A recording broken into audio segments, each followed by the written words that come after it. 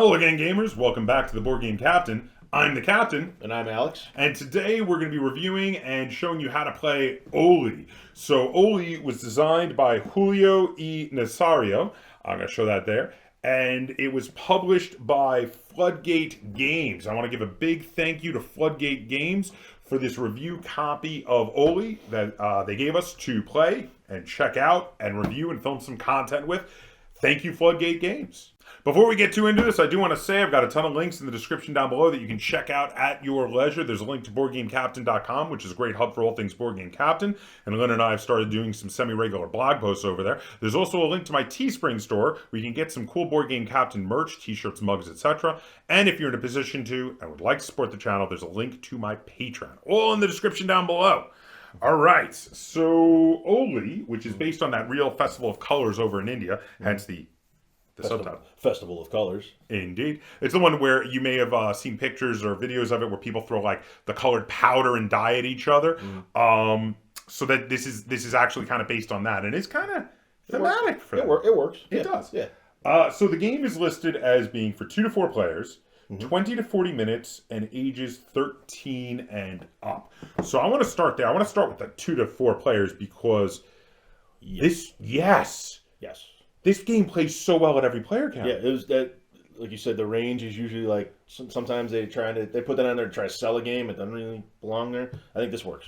Yeah. Well, so the first time we played this, we played it at 4 players, and your immediate thought was, oh, I bet this isn't going to actually be good at 2. But then we played it at 2, and it's actually more tactical at 2. Yes. It's a different, not different game, but it's the different feeling of a game. Yeah, because in a 4-player game, it's crazy. It's all over the place. Everybody's getting a chance. You don't really know what the board's going to look like by the time it gets back around you because there's going to be 3 turns.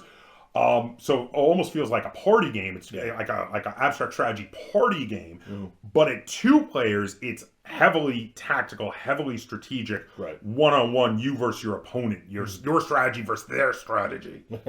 Right. Which is awesome. Yeah. So, yeah. They're very different. Yeah, very different games. Now, the 20 to 40 minutes, I think that's pretty dead on. Yeah, 4 people, depending on how much everybody's paying attention. Yeah. 40 is... Might go a little. You could do it in 40, but I think it's an hour is probably... If you've got 4 people, an hour is... But 2 players is very quick. 2 players, yeah. You can do easily within 20 minutes or a half an hour. And I'm going to agree with the 13 and up because there's a fair amount going on here. I think under that, maybe under that, if you're someone who routinely gets games that are above your age, then maybe. Right. But I think 13 is actually a good estimate for the average person. And interestingly, I think the more people, the younger the people could be playing it. Because the other people could help them, you mean? Or it's just less, like you said, strategy, and it's less. It's more reacting to what other people are doing than actually like plotting with and plotting and planning. So I think if you had 4 kids playing this game, or 2 adults and 2 kids, I don't think they have to be 13. I think they could be younger. That's a fair point. So now I'm going to open this up and quickly show some of the components, but you're going to see most of it out on the table a lot. Yeah. While we're showing the tutorial. But real quick, we've got here the rule book, which is full color, really well written, not super long. This is only like it's just a handful of pages. Yeah. So it's very easy to understand. This is one of those ones where it does not take you long to read the rule book, and it takes you not very long to teach other people as well.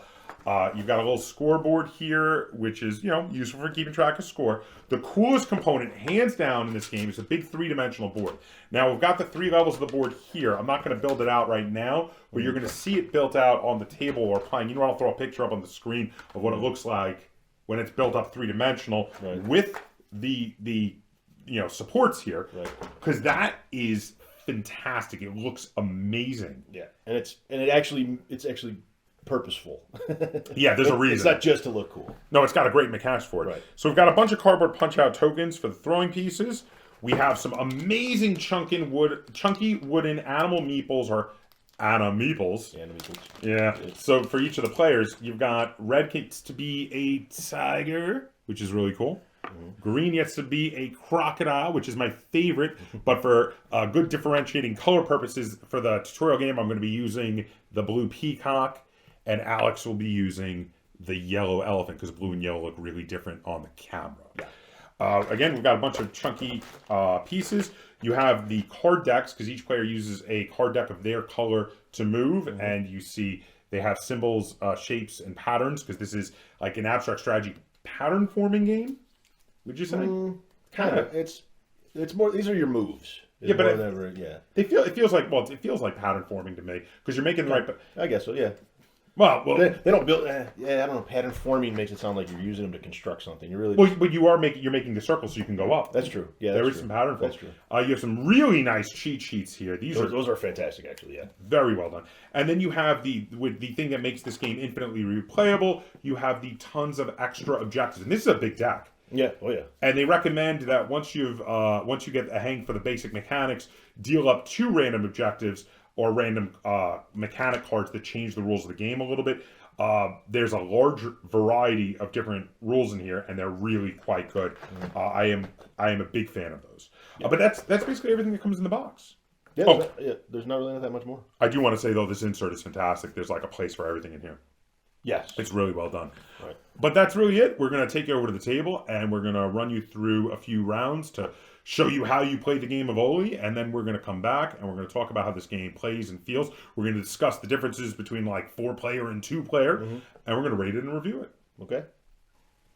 Okay, so here we are set up to play a 2-player game of Holi. So as you can see on the screen, this is what the board looks 3-dimensionally out on the screen. Though we are showing the camera angle to show the first level of the board, since both of our starting pieces are on the first level. I'm going to be playing the blue piece here, so I have this blue peacock in this corner. And I am playing the yellow elephant over in that corner. So in order to set up, you have to set up your 3-level board.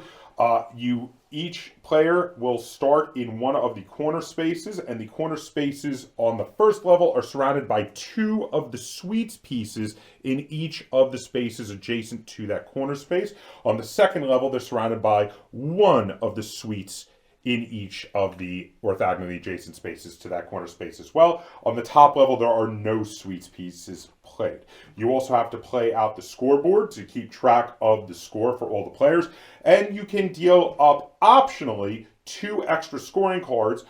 They say that for beginning, you may not want to do it if you want a simpler game, but it does really increase the variability for the game, so I do recommend it. So we've dealt up 2 scoring cards. The 2 scoring cards that we randomly dealt up for this game are Boundless Color, which says you get 1 point for each color token on a edge or corner space. So it makes those edge and corner spaces significantly more valuable. In addition, we have Borrow Powders, which allows us to start with 3 points each, and you can, for an action, spend 1 point in order to take any number of cards from your hand and put them on the bottom of your deck, and then draw that same number of cards to replace them. We each pick a color. We take our starting piece for that color, plus all of our powder tokens for that color, and our deck of cards for that color. We shuffle up the deck of cards and draw 1 card to start with. Then on each of our turns, we must take the action of throwing powder that you do with a card play, and then there are 2 other optional actions that you can take, which are to move on the same level or to go up a level, but you can only do that if you can wind up in a space that is surrounded on all 4 orthogonally adjacent spaces by tokens, by players' tokens, the powder tokens that are already on the board. So that's not going to be happening until we've got a lot of pieces on the board. Once you move up, you're not able to move back down. That's the gist of how the basic actions work. Now, there are a lot of more specifics about each of the actions, but we're going to kind of go into them while we're showing you how to play. I think that's enough that we can just get into it and start playing, and as we take the actions, we will discuss the specifics of how they play. So now I'm going to let Alex have the option. Alex, would you like to be the first player or the second player? I'll go first. So there you go. Take a first player token. And Alex, go ahead and take the first turn. So I'm going to move my player token onto the pile of sweets, capturing those. So now sweets can be very important, because the thing about sweets is you collect them, and you at the end of the game you get to get 5 points for every player that you have more sweets than they do of. So since Alex moved and took those 2 sweets, he has already started the race to have the most sweets. And then I am playing this card. I have to, since I don't have a special symbol on here that shows where I must be to play these. I have to be in one of the 3 colored squares. So I'm going to be playing as if I'm in this colored square. So I have to put my colors in those 2 as they correspond to where I'm located there. And you can turn that any way you want, but or you've aligned it already in the direction you want. So that one's going to go there, and that one's going to go there. And that is in my discard pile face up. And it is now, I draw 3 cards to be my hand for my next turn, and it is now your turn. So now, for Alex's turn, he took the optional action of move. He took the mandatory action of throw color. You always have to do that every turn. And then, of course, he was not able to take the optional action of go up a level because there are no areas surrounded by color yet. Also, again, though, we do have the extra optional action of being able to trade in cards to the bottom of the deck. But, of course, since we start with only 1 card, if you took that, you would really just be getting rid of the 1 card you do have. So now it is my turn. I am going to take my optional move action. I'm going to just move 1 space over here to steal these 2 sweets tokens right now.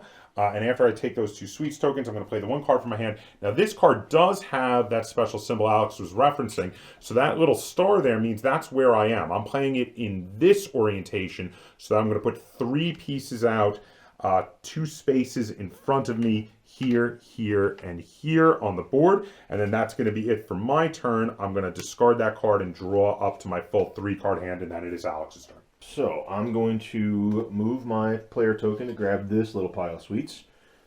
You know, since sweets is a good thing to get in the beginning, I'm going to play this card. This shows where I have to stand, just like the last play. So that's the exact same card I just played, actually. Same card that he had, and that's going to line me up to throw my color along this axis here. Well played. You've got a lot of color out on that. I draw up to my 3-card hand, and it is your turn. Excellent. So for my turn, I'm going to move over here and take these 2 sweets here. Afterwards, which I am going to play this card here, playing it like this, so that I will be able to place my color tokens in these 2 spaces out in front of me. As you see, that is the pattern I am playing to get those color tokens out on the board. And then I draw back up, and that will be it for my turn. Bit limited by my cards here, but I'm going to move here. Oh. Play this card, which allows me to throw 3 in an angle. Okay. Which is going to let me go here and here. Interesting. But you didn't go for any sweets this round. I did not go for any sweets. My cards would not allow me. So I'm going to draw 1 more, and it is now your turn. Fair enough. On a positive note for you, I think you have literally made it impossible for me to get a direct hit with you with any of the powder. If you can direct hit someone with your shape with one of the powder tokens, you get a bonus point. And I was hoping to try to get a direct hit on you this round, but I don't believe it's possible at all. Unless it is not to be. Yeah, so instead I'm going to take this spot here, grabbing the 2 sweets, and I'm going to play this card here, angling it like so, to place the 3 powder tokens like so. And then that's going to be it for my turn. Well, I'm going to move over to the sweet spot here. The sweet spot. See what I did there? Yeah, I did see. I see what you did there. I'm going to throw that card. Okay. Which then goes me. I get to go there and there.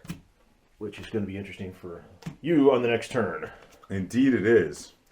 So I am going to take this opportunity to go up a level. So the thing is, Alex has surrounded a space here, and he knew what he was doing. But I'm going to take advantage of it. I'm going to move there, and then I'm going to take my optional move up. So now this is space 3B. I'm going to move up to 3B on the 2nd level, and I'm going to throw my powder there. Because at the end of the game, powder tokens on the 1st level are worth 1 point each. On the 2nd level are worth 2 points each. And on the 3rd level are worth 3 points each. So it is significantly more valuable to get my powder tokens up on the 2nd level. And then I'm going to play this card in this orientation. So now when you throw powder on a level higher than the 1st level, you have to check the spaces underneath it. If they are empty of powder, they will fall down.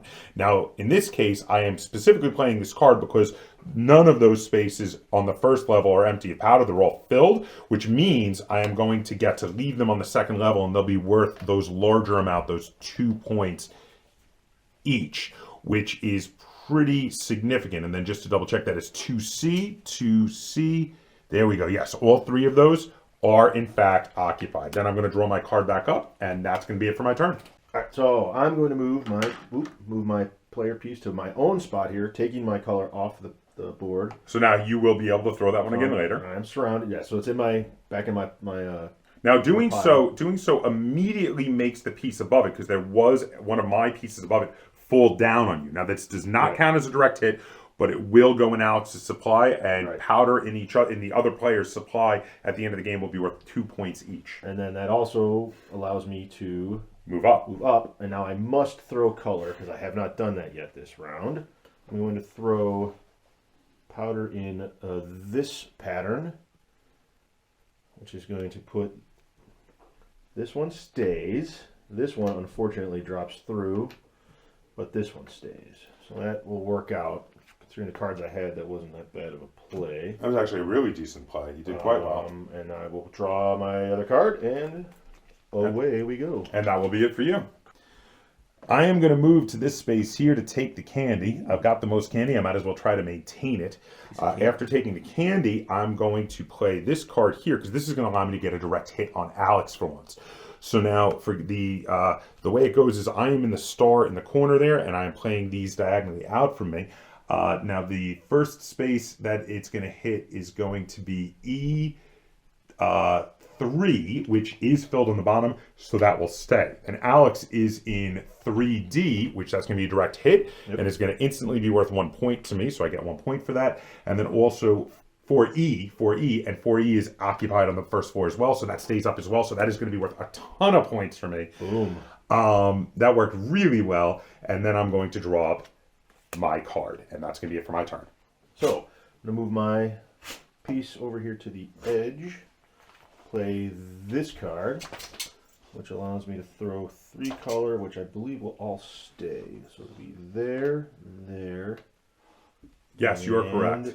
There. It definitely all stays. Well played. So then that will be my move there, and I draw another card. Excellent. Well played. Well played indeed. I am going to move over here and take this candy token, really banking up on the candy, and then I'm going to play this card here, putting me in the corner of it there, playing out 2 more here and here, but unfortunately the second one stays, the first one is going to drop down to the first level. That's going to be it, and then I'm going to draw up 1 more card. I'm going to move to the open space. Oh, you're going up to the 3rd level, aren't you? Surrounded on 4 sides, which is going to allow me to level up. So I'll be 3D, which brings me here.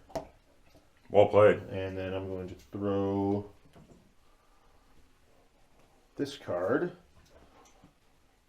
which allows for color to land here, which will both stay on the top level. There. And those color on the top level are going to be worth 3 points each at the end of the game. So this is it. This is how you play a game of Holi. You move, you climb up, you throw color around. At the end of the game, when you get to the end of the game, you get points for your color on the board. You get 1 point for every color token on the first level, 2 points for every color token on the second level, 3 points for every color token on the third level. You also get 2 points for every one of your color tokens that you forced your opponent to take or that they chose to take by landing on the color. During the game, if you direct hit anyone on the same level as them, throwing color in their face, you will instantly get 1 point on the board immediately. You also get bonus points based on the cards you pulled up. So in this case, we are getting 1 bonus point for every color token that touches the edge or corner of any of the boards. So you play until no players can throw color anymore, either because they've run out of cards in their deck or because they've run out of color tokens. Either way, if you can no longer play throw color, you can no longer take turns. Once all players can no longer take turns, the game is over. You count up points, and the person with the higher points wins the game of Holi. There are a couple of tiebreakers.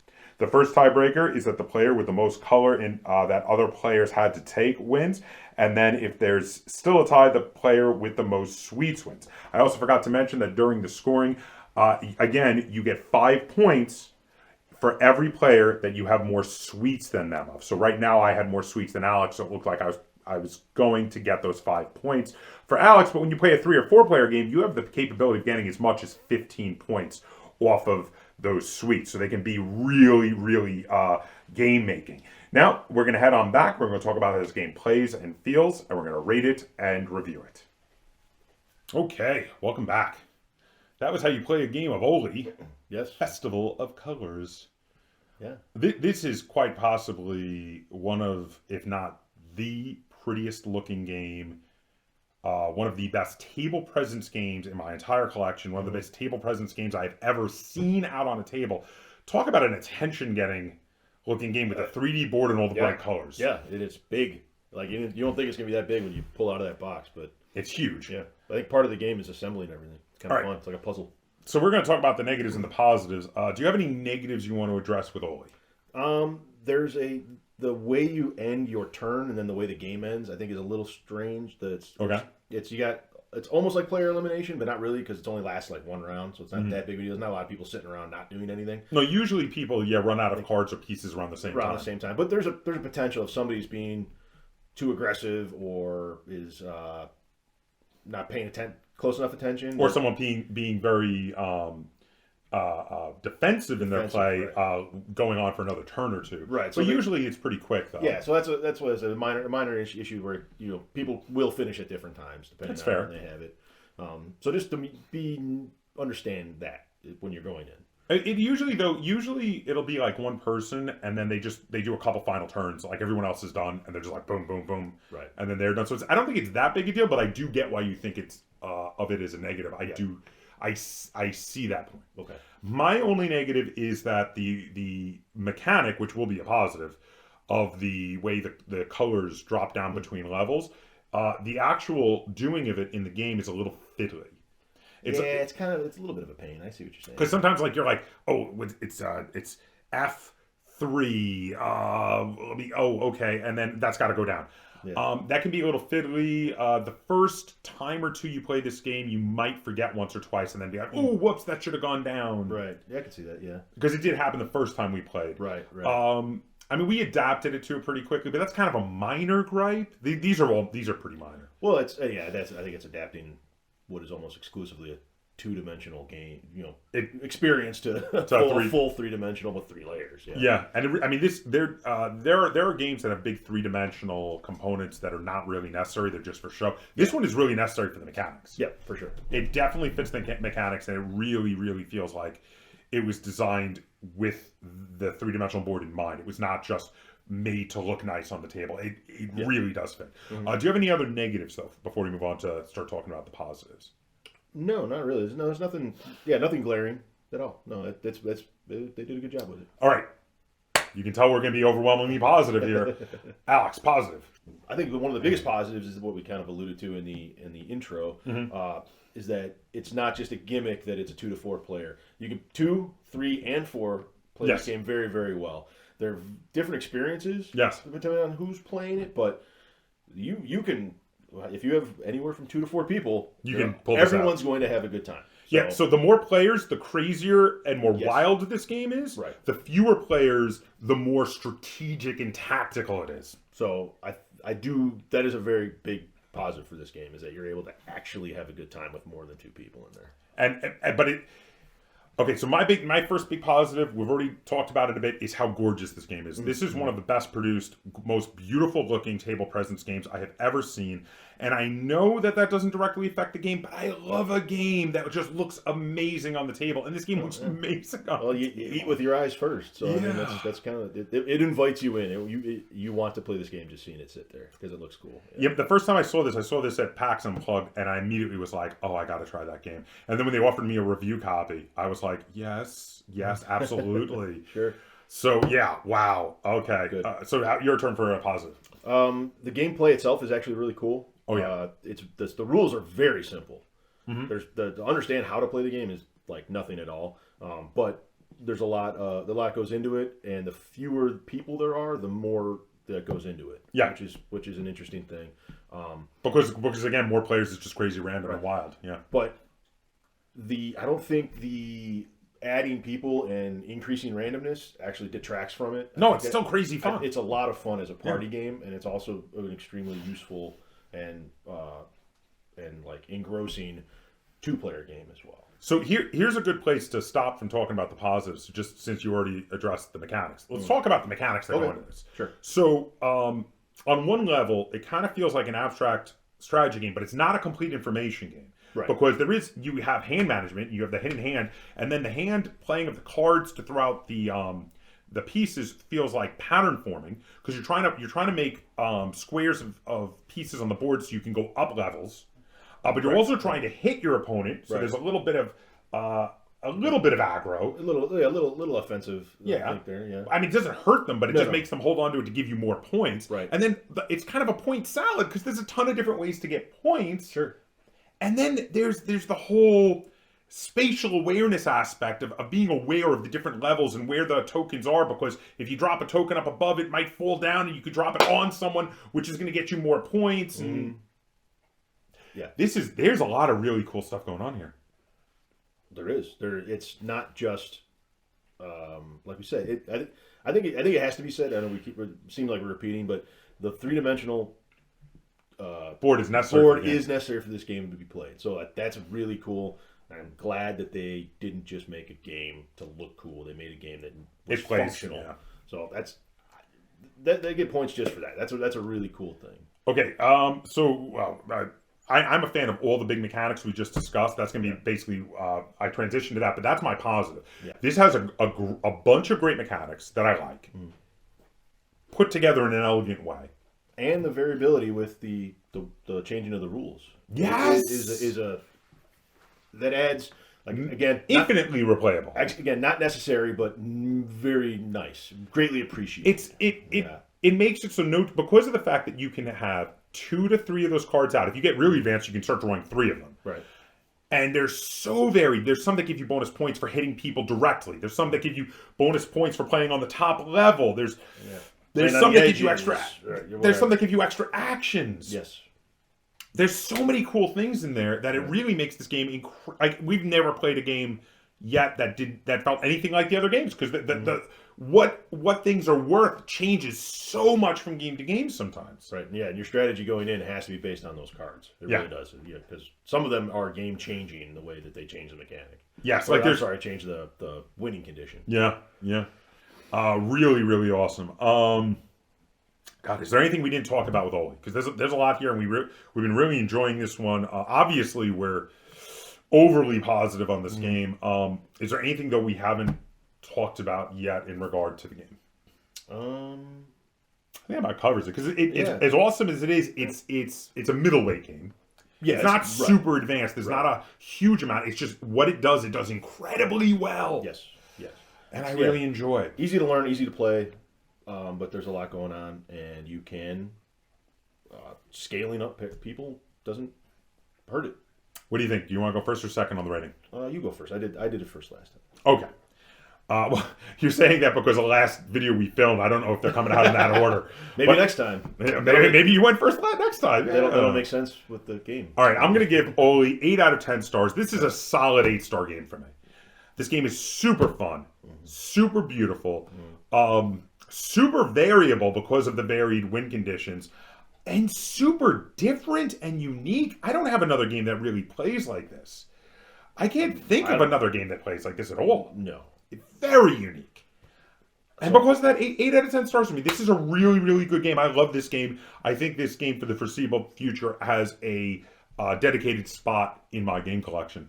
So I'm going to give this 7.5 because at 4 players, I think this is an 8-star game. At 2 players, I think it's a 7-star game. Oh, you are a little lower on that. A little bit lower on the 2 players. I think it's a 4-player game. How much fun it is, and the fact that you can play 4 players around this big 3-dimensional thing, and everyone's got their hands in it, and we're all checking everybody's work and everything. I really enjoyed having it as like a party game. That was a lot of fun. As a 2-player game, it's really cool, and there's got a lot going on there. But there's other games that do, I think, just as good of a job, but they do not look as good. No, I need to react to that though, because I like this game better at 2 players. Oh, okay. So I do love it at 4. Don't get me wrong. Okay. It's crazy fun. I like it. But how much more strategic and tactical this is to 2 players. I actually like it better at 2. So we're in total disagreement on which is the better player count. Oh, okay. Which is kind of interesting because I think actually I preferred it to wholeheartedly. There's a lot of 2-player games I like. There's not many 4-player games. But this is one you do really like. This is one I really like. A 4-player. Well, that's a 2 thumbs up. Yeah. Oh yeah. That is definitely a 2 thumbs up. So it's a good game. It's fun. It's a really fun game. So was it 7.5? Was your 7.5? So 7.5 and 8 stars. That's 2 thumbs way up. Yeah, I mean, this is a really enjoyable game. We have really been liking Holi, the Festival of Colors, and like we said, absolutely gorgeous, awesome gameplay. Really fun. If anything we talked about or anything you saw during the tutorial portion of this game sounded interesting to you, we can definitely recommend you check out Holi. Yeah. Festival of Colors, and again, quite playable at all the player counts. Yeah. So you can play this at 4, 3, or 2 players, and it's great. If you're looking for a good full family game or a nice smaller party game, this is going to do you very, very well. Yes, definitely.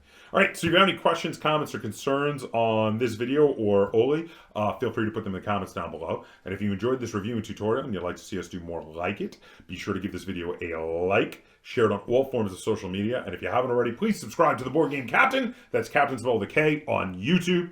And until next time, game on. Oh, well. Oh, Puppy Blooper. Hello. Puppy Blooper. Hi. Puppy Blooper. Okay. Oh, he's like, hello. Okay. Uncle Alex, Okay. I want to give you kisses. No kisses. Kisses. You. Kisses. I want to give you kisses. Oh, kisses. Stink.